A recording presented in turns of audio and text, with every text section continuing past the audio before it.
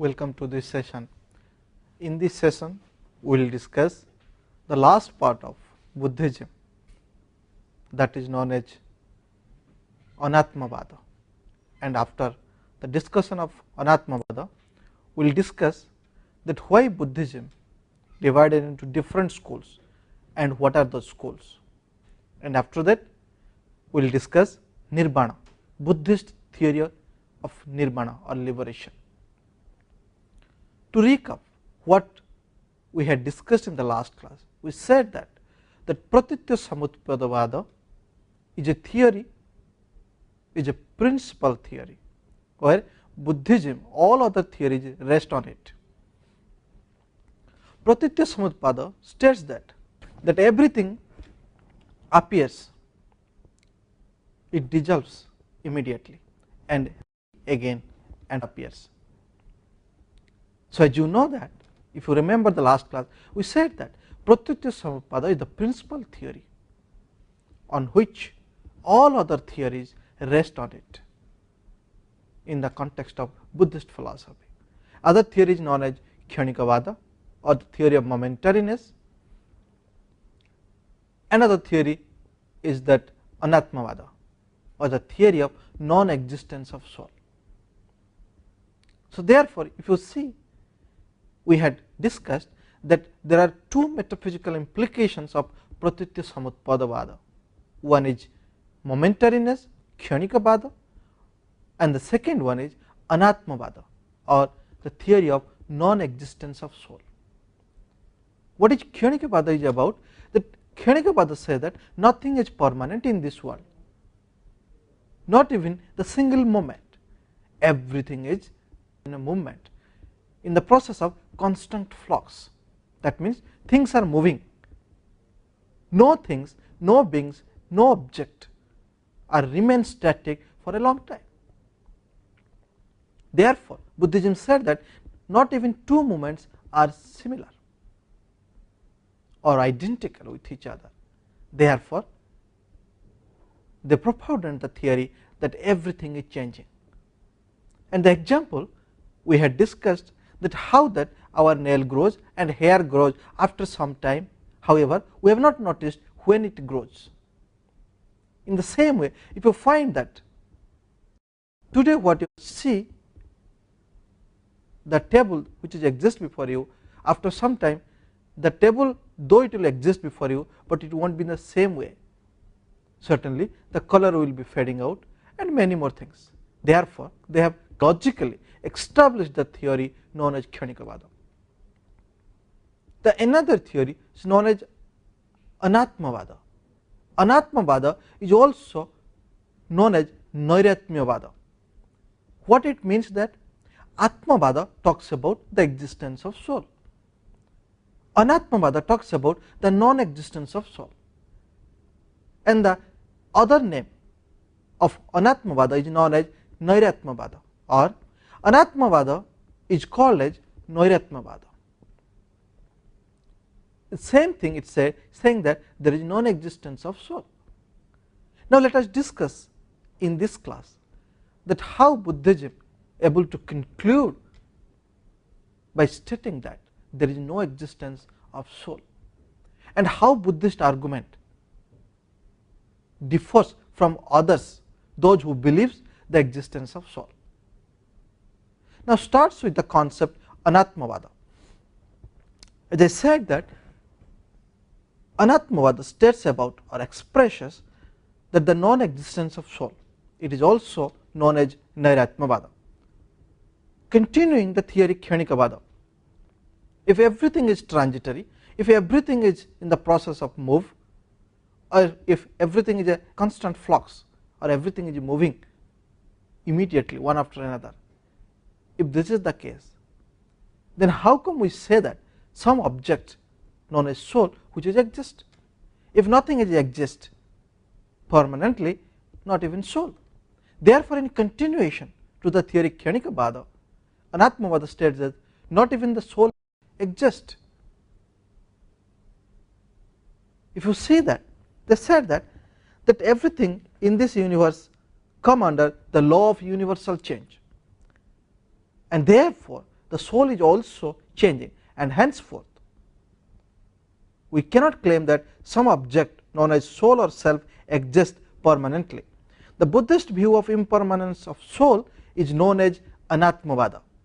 There are two views you can find, that Atmavada and Anatmavada. As I said, that Atmavada talks about the existence of soul, and there are many schools in Indian philosophy accept that. On the other hand, there is a theory known as Anatmavada that Buddhism proposes, say that there is no existence of soul. Now let us discuss what are those schools really accept Anatmavada and what are those schools accept Atmavada, and how they differ in their argument on the existence of soul.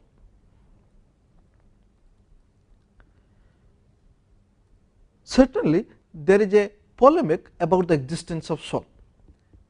There are many schools, as I said, like Sankhya, Yoga, Mimamsa, Advaita Vedanta and Nyaya.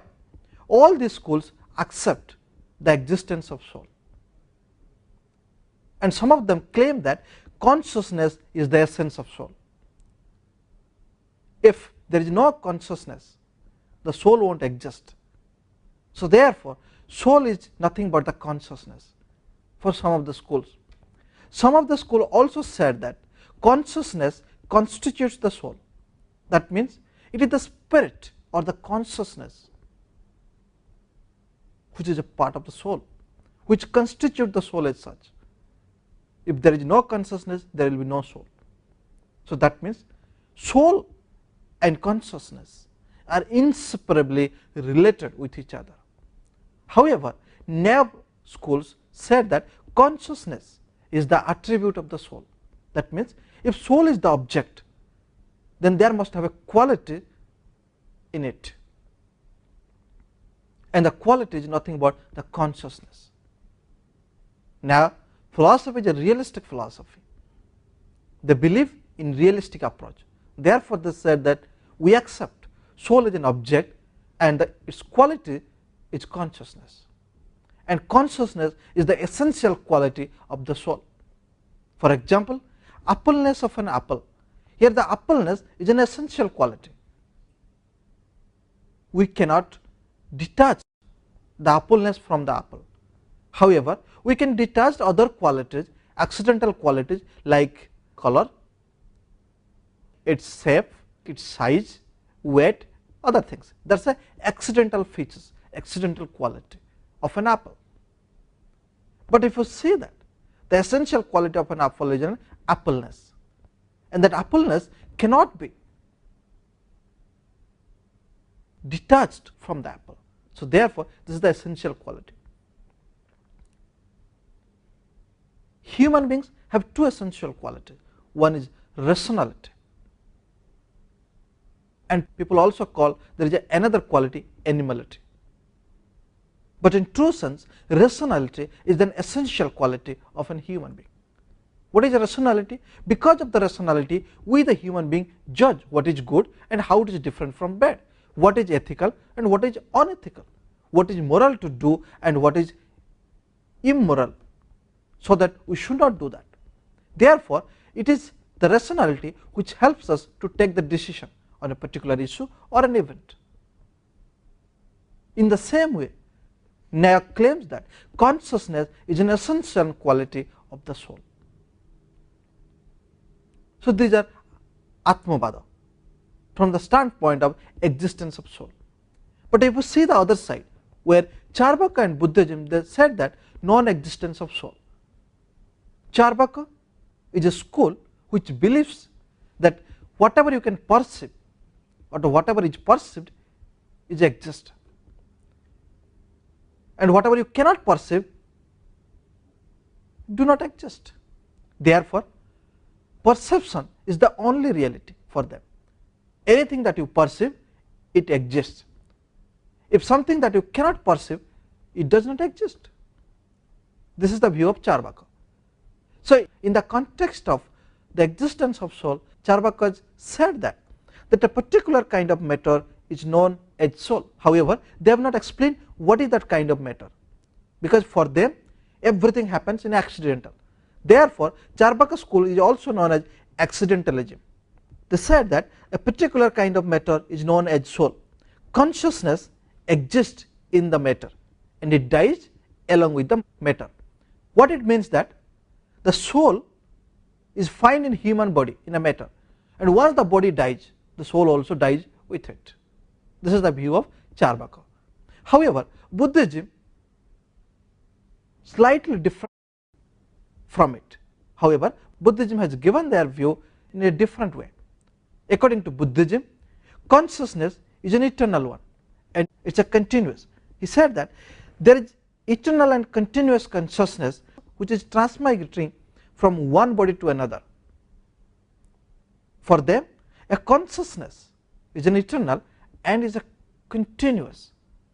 Now that we will explain what is continuous, how they explain the concept continuous. However, they said that consciousness is eternal and it is a continuous, and as a result it transmigrates from one body to another body. Now let us discuss what they mean by this continuous process. If you see that Buddha accept the consciousness but never accept the soul, because for them everything is temporary, nothing is permanent. Even a single moment is not fixed and final, it is also temporary. Therefore, Buddhism never prescribes that soul exists. However, they believe that and they accept that consciousness exists. It is an eternal and continuous process. The soul is nothing but a stream of successive states of consciousness. They explain that soul is nothing but the successive steps of consciousness. First they said consciousness is an eternal and continuous, and if you see the successive steps put together, it is known as soul according to Buddhism. And he explains it with given an example. It is a beautiful example. So that a lamp is burning now. If you can understand the example, the same spirit, it helps you to can understand what is their view on the concept soul and how Buddhism explains the concept soul. A lamp is burning. Now to burn a lamp, you need fuel, and each drop of fuel helps to burn the lamp. Now if you see that to burn, now you just lit the lamp. Now the lamp is burning. The first, when you find that it is burning, there is a little drop of fuel it consumes. Then again in the next moment it consumes another little drop of fuel. So therefore, if you see that the first fire of the lamp and the second fire of the lamp are totally different. However, because of the continuous process, we cannot mark the difference. Therefore, we said that the lamp is burning. But however, if you see that once the fuel is finished or consumed completely, then the lamp will be just off. It won't burn further. It won't lit up further. Therefore, each fire of the lamp is different from each other. However, because of the continuous process, we claim that the lamp is burning as it is. In the same way, they say that consciousness is eternal, and because of the successive steps, we cannot mark the difference between the antecedent and its next step.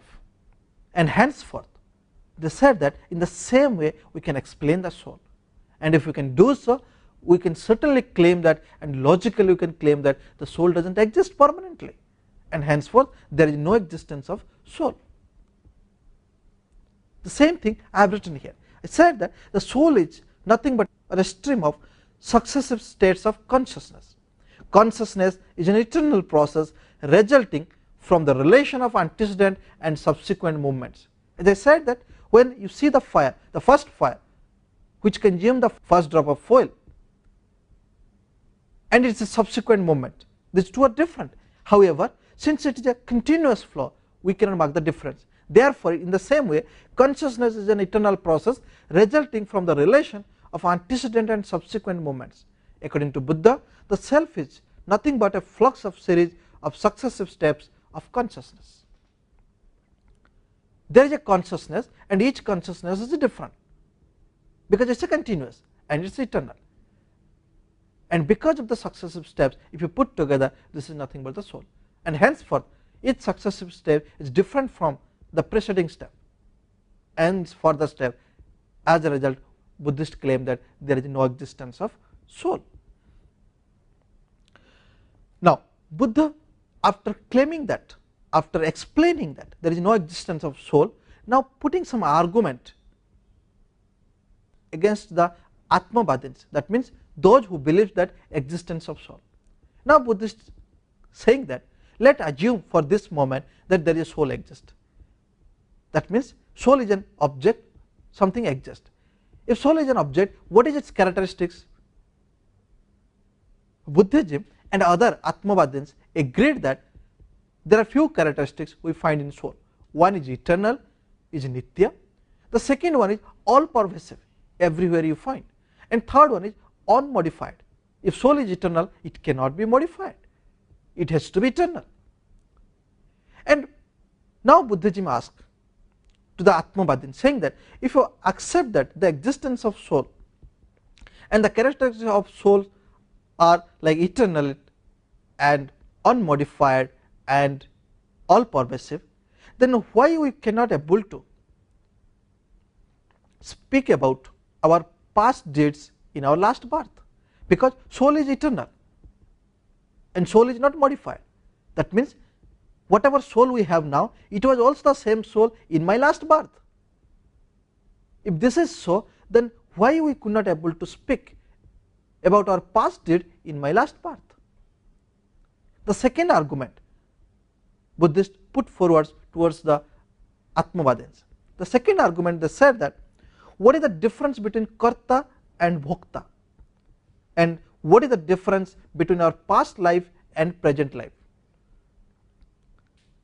If saying that if the soul is eternal and unmodified, whoever is karta must be bhokta. Karta means the person who is doing the karma, and bhokta means the person who is enjoying the result of the karma. Now Buddhism asks, is it the case that whoever is doing the karma must also getting the result of it? For example, if you plant a tree now, after some time it grows up and bears fruits, is it the case that the same person enjoying the fruits? For example, if you are putting the hard labor to do certain work, is it the case that, or is it necessarily follow that you will be enjoying its result? Not necessarily. What Buddhism argues here is that if soul is eternal, one should enjoy his or her karma's result. However, since he or she is not enjoying, that means the soul is not permanent. The enjoyer is different from the doer. In the same question, further ask, what is the difference between our past life and present life? He is saying that if soul is eternal and unmodified, how can we differentiate our past life to present life? Or is it the case that in all our life, both past life, present life and future life, everything will be same? The third argument, Buddhism again questions to Atmavadin, saying that if soul is eternal and unmodified, then how can we have cognitions? To have cognitions, we need to see it in a different way, because whenever we have cognized the things, certainly the objects is changing and our cognition is getting different.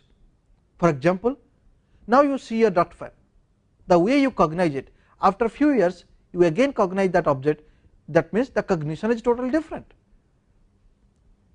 In your childhood you cognize the fire, the way you cognize, the way you understand the fire was different from at the present stage. For example, in that time if I say that there is a fire in your childhood time, immediately you say that fire burns or fire generates heats. Now in the present time, once you are matured enough, adult enough, if I say that these two friends are quarreling with each other and henceforth fire generating, now you understand the term fire or concept differently, and henceforth you have a two different concept of fire. And here Buddhism claims that if soul is eternal, how can we have a different cognition? we must have the same cognition in its continuous form. Apart from all these questions, Buddhism also argued further, saying that if changes are not admitted, you are the Atmavadins, you think that the soul is eternal and unmodified and it exists permanently. He is saying that if you admit that, if changes are not admitted, if you think that the soul is eternal and not modified, then how can we be treated as the cognizer? We cannot be treated as a cognizer, because whatever we had a cognition, we might have the same cognition at the present time, and also it will repeat in the future, because the soul is eternal and unmodified. And if this is the case, we the individual, we cognize the objects for different purposes differently, which won't be possible. If the soul will be eternal, then whatever we had a cognition, we will having the same cognition at present. We cannot have a different cognition. If we cannot have a different cognition, then in what basis we can be called as a cognizer? Because a cognizer has to cognize the different object differently. And if the soul is permanent and eternal, we cannot cognize the objects differently, and henceforth we cannot be called as a cognizer. Again also claimed that if we claim that the existence of soul is based on the karmic influx, you the Atmavadins, if you claim that our soul exists because of our karma, since we have done good karma, therefore our soul exists in this birth. If the rebirth taking place because of our karma, and henceforth soul transmigrate because of our karma, it simply claims or it implies that soul is not permanent, it is a temporary.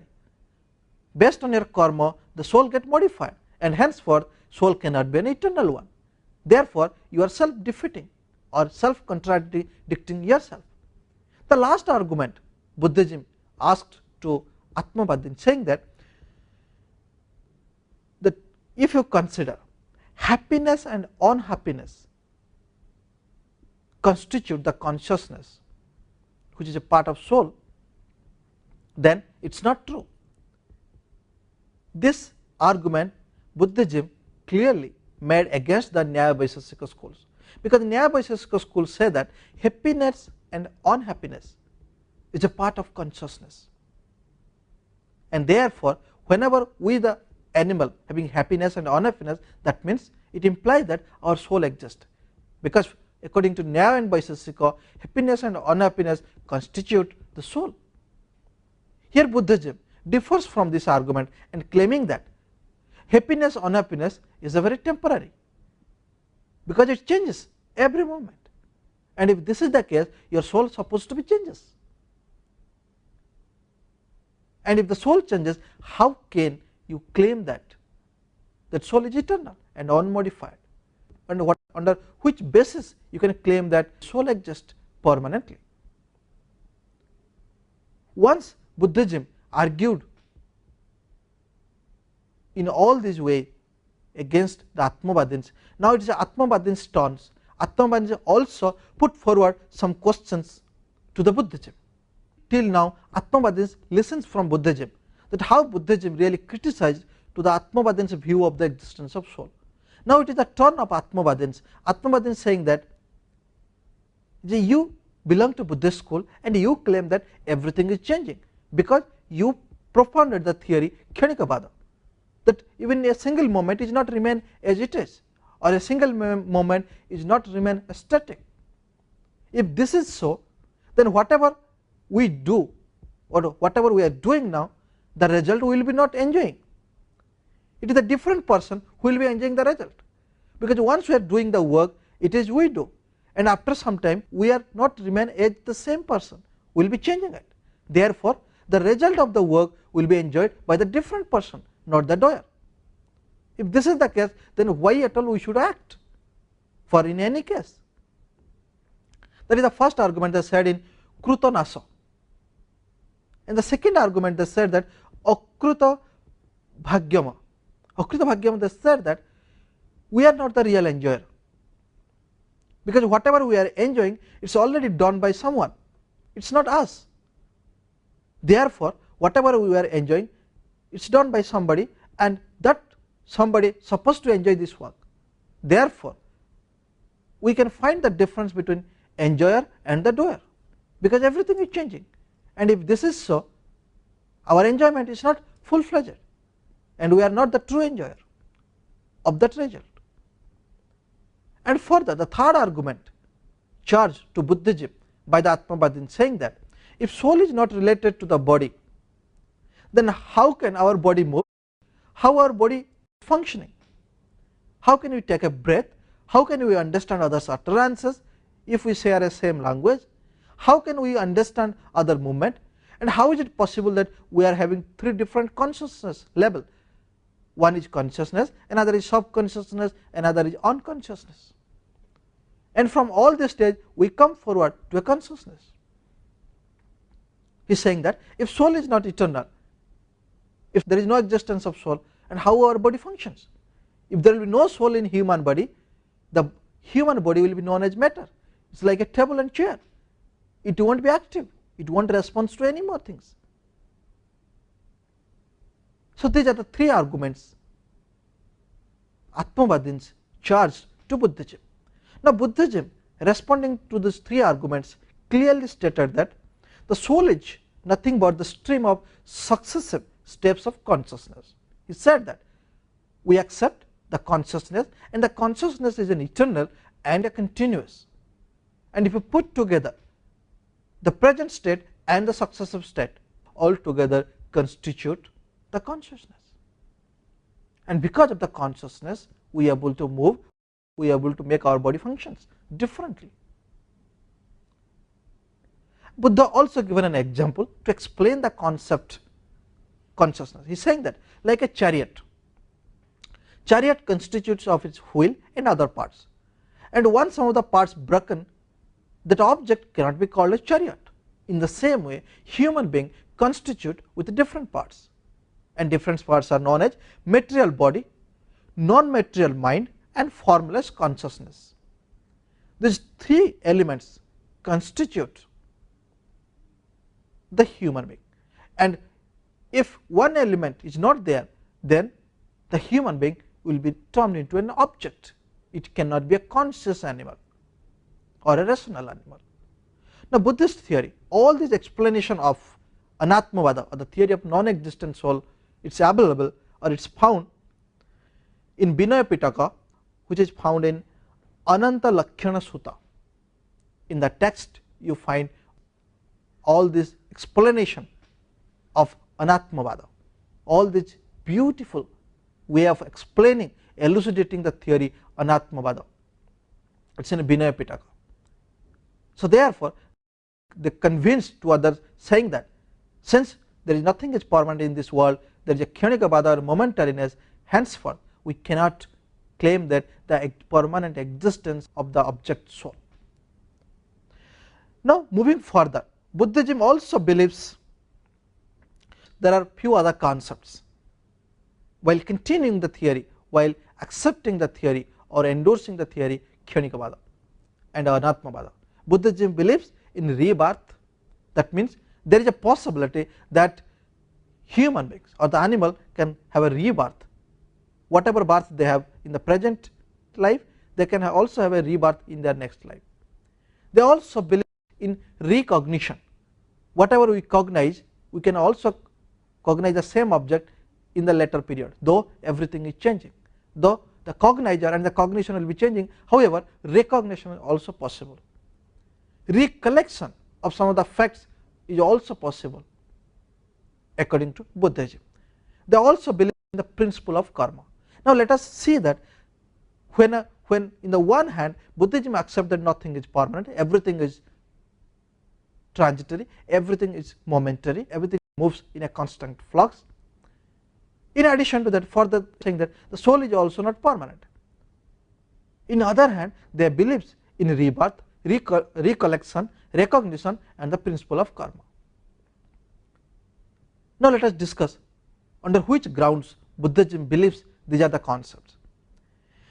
Buddhism believes that consciousness is performed certain actions and those lead to consequences. Buddhism clearly emphasized that consciousness is eternal and continuous. And because the consciousness is eternal and continuous, it performs certain actions, and that actions leads to the consequences. That means he believes in a karma theory. If you do karma, there is a result for it. However, they never said that good karma results good fruits or bad action results bad fruit. No, he said that actions must have consequences. And since consciousness involved while we are doing an action, it also has a consequences. In this context, they believe the principle of karma. Now, according to Buddha, they also further said that there are 5 skandhas, and those are real. And because of the 5 skandhas, our consciousness migrates from one body to another body. Now, what are those skandhas? Those skandhas are rupa, or the form, that means shape. Every human being has a shape or a size. You say that he is tall, or she is slim, or he is fat. All this you say because of the shape and form. You say this is a chair, chair has a form. This is a table, table has a form. This is a laptop, this also has a form. Therefore, among 5 skandhas, the first one is form. The second one is vedana, or feelings. That means if you are a human being, you must have emotions, you must have feelings towards others. Now, sangya. Sangya is a conglomeration of knowledge. You must have a rationality to take the decision.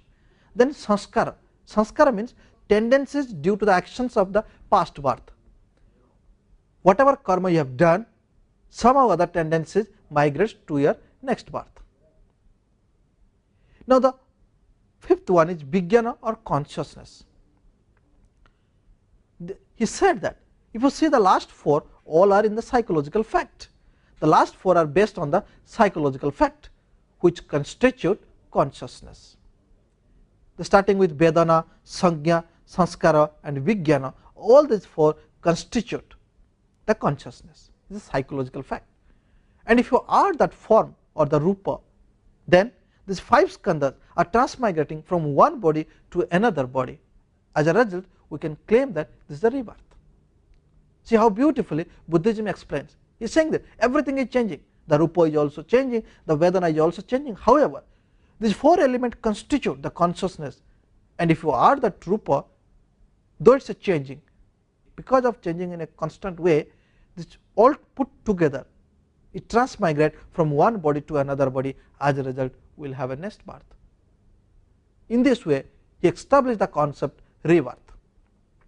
Continuing further, Buddhism said that we should not confuse between the 2 terms. One is similarity, another is identity. According to Buddhism, these 2 terms are different because they are different in their nature. So, while explaining the similarity, he said that similarity is a successive function, and by the dint of it, we recognize the same person to whom we met long back. Although the person and the cognizer are the 2 different persons altogether, and they are not the same person the way and the time they met with each other. Although these 2 persons are different now, still they could be able to recognize. They could be able to recognize because of the similarity, and similarity is nothing but the successive functions of that person. And henceforth, Buddhism claimed that we are able to recognize the person to whom we met long time back is because of the similarity, not because of the identity. And he said that once we met in the long back, and after that the person and me as well as we both are changing. However, because of the similarity features, because of the concept similarity within quote and unquote, which is a continuous or the successive function, we could be able to recognize each other even after a long time. Therefore, recognition is possible because of the similarity, not because of the identity relation. Now, recollection is possible due to the subsequent stage where we find the previous stage. An example I have given, now again I am repeating. The first drop of fuel which helps the fire to burn, which helps the lamp to burn, and the second drop of oil which again makes the lamp to burn, these 2 are very close. If you see the second one, it relates to the previous one, and because of this a little bit time gap, the first one able to recollect the previous one. So though everything are changing in a continuous way, because of the changing and the time limit, we could able to recollect our past. In this way, Buddhism established the concept recollection, recognitions, and rebirth, and the principle of karma. Now we can see that, we will see that why Buddhism as a school divided into different schools. As you know that Buddhism as a philosophy, Buddhism as a concept developed in a very long term. It took a long time for its development. And in the second council, there are many rules, regulation Buddhism established and said that it's a rationally we are establishing these rules and regulation, which is really certainly and different from the Hinduism, because Buddhism clearly criticizes the Hinduism rituals and sacrifices, because they believe that Hinduism believes in many kind of blind beliefs and superstitions and impose on the human being to do that same rituals. By criticizing the Hinduism rituals, Buddhism said that now we are practicing something which is rationally justified and has a rational argument behind this. And by claiming that Buddhism has constructed many rules and regulations and imposed on their disciples to abide it or to adopt it by any means, then only they can be called as Buddhist. So in the second council, when they check the Buddhist people, whether Buddhist monk, whether they are doing it correctly or not, whether they are following the Buddhist rule correctly or not, in that time they found that many of the Buddhists could not able to practice the rituals as it was mentioned in their text. Therefore, they strictly said that if you want to be a Buddhist, you must understand the concept, and with a rational basis you must accept it and adhere in your life. By listening this, many of the Buddhist monks, they could not able to practice because of some or other reason. Regions may be a geographical region may be either economic background, region may be a cultural disparity, and many other regions. However, Buddhism said that there are many monks, they said that we will be called as Buddhist, and we could not able to practice so religiously and sanctity as you have described rituals and sacrifices. So then you find that there is a different group again constituted in Buddhism. In this way, you find that there are different schools comes together and branching out further and further.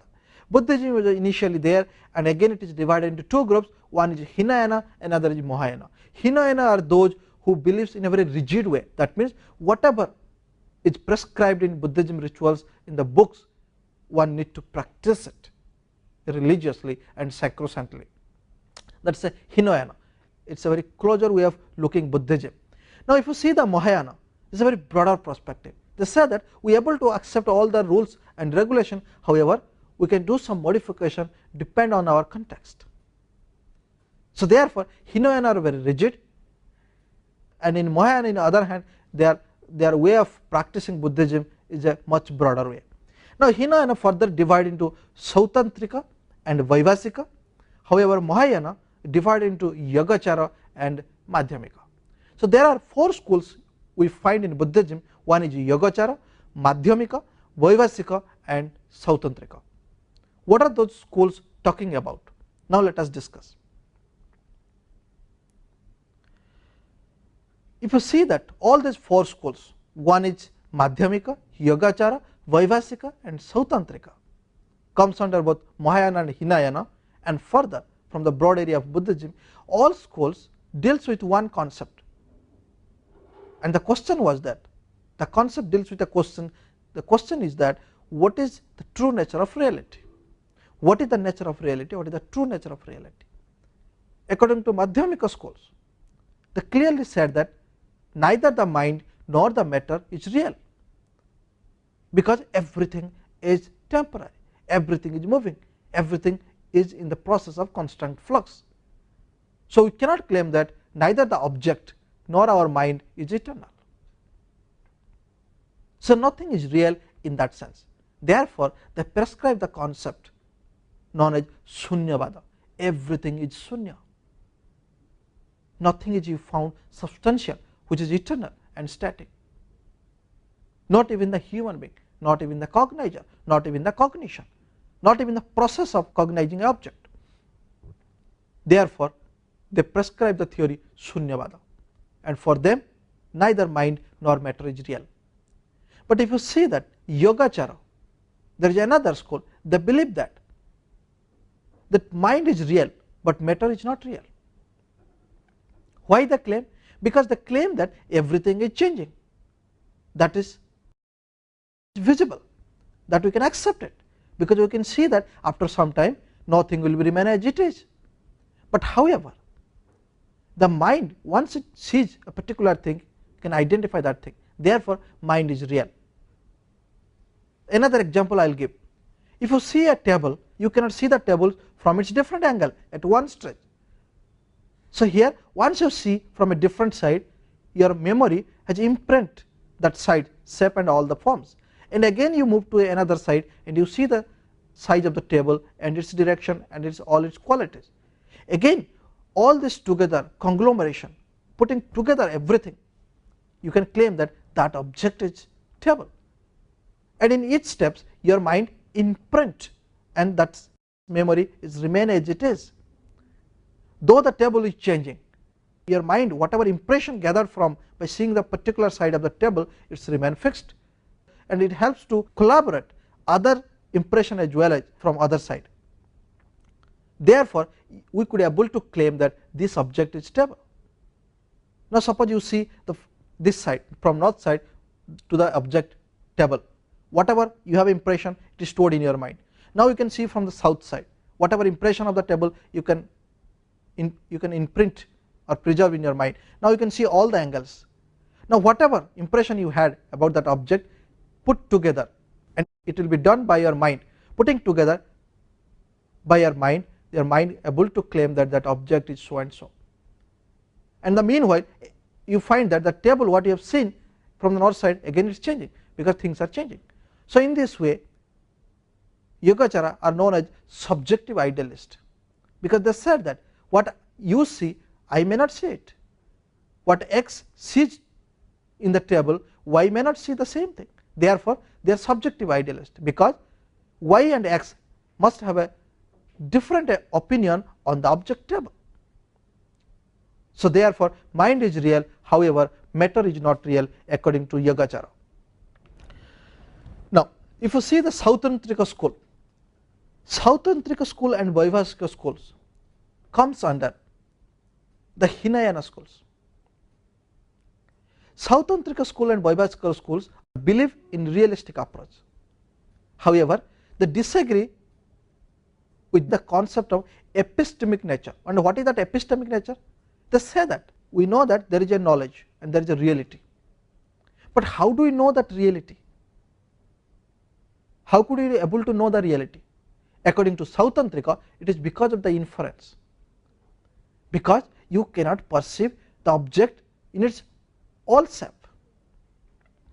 You perceive the object in a partly, and you infer the object.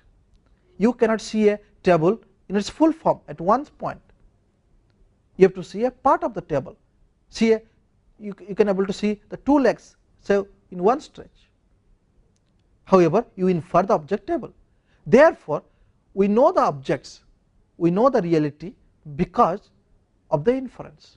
It is the inference which helps us to identify the object.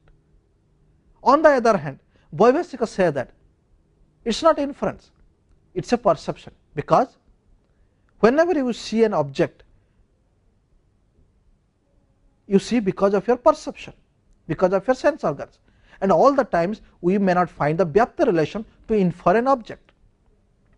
And further, this Vaivhasika school argued that to have an inference we need primarily perception, because if you cannot perceive it, how can you infer it? Therefore, we know the reality, we know the matter, we know the mind because of our perception. An example, they said that if you cannot see a smoke in a distant hill, if you cannot perceive the smoke in a distant hill, how can you infer that there is a fire? In this way, they said that perception is the rudimentary way of identifying the objects and cognizing the object. Therefore, we know the reality, we know the true nature of the object because of the perception, but not through the inferences.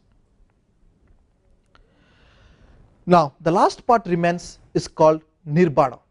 If you say that Buddhism talks about liberation, because they said that everything leads to suffering. We the human beings suffer because we have a passion. We attach to the different objects differently for our different purposes. They also said that we can liberate while living in this earth, and if we wish to liberate in this earth, we have to do some kind of practices.